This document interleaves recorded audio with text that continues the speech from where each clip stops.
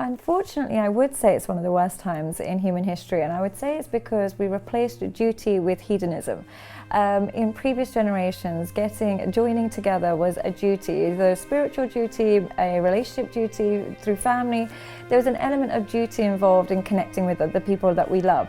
And love was just one component, but it was really like, let's create a family, let's make a home for the children, let's stand by God, let's do all of these things. There was an element of, I'll put my desire second, but the priority and responsibility of this relationship first.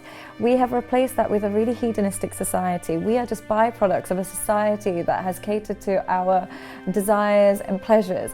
And as a result, when it comes to relationships, we are unable to delay gratification.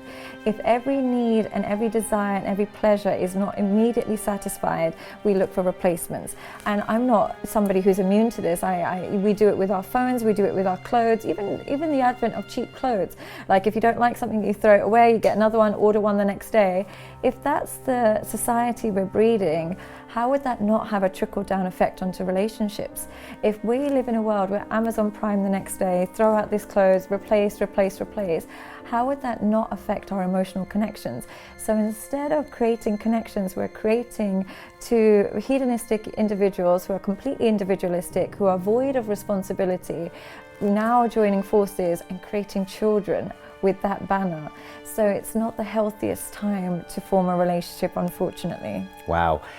So if we look back, say 100 years ago, the marriage and the family was part of a bigger group, the community, the city, the state, the religious organization, and it was all part of one, and you had various responsibilities to your parents or to the church or to all these things.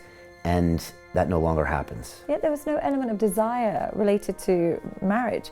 It was just the next stage of life, and it was just like how you go to work. You don't necessarily desire every job role, you do it because you got bills to pay. So marriage was the next stage of life, and you've got children to raise, and you've got money to make, and you've got a family to kind of create.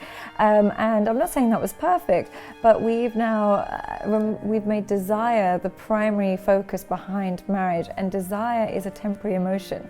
It can't last forever, and the more connected we get with somebody, the more the desire dissipates. So of course desire is going to go. Now we've trained people into thinking if desire has depleted, we have to replace the person, rather than understanding that desire is not necessarily required in the long run, and it's not an ingredient of longevity.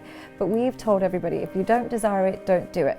And unfortunately, that makes us short-term. That will make us create short-term mating strategies, which are actually a precursor for narcissism and anti-personal personality disorder.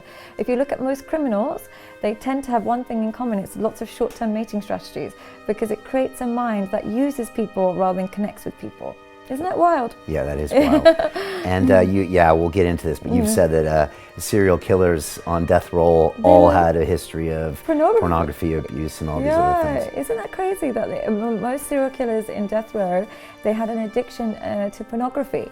And why is that? Because pornography allows you to take all of the pleasure out, getting all of your kicks out of somebody without investing anything into them, without caring about them, without worrying about them, without even considering their well-being, and getting all of your desires out of them. So you can watch pornography, you're not worried about whether this person is consensual, whether this person went through trauma that led to this, her now becoming a sex worker or him becoming a sex worker.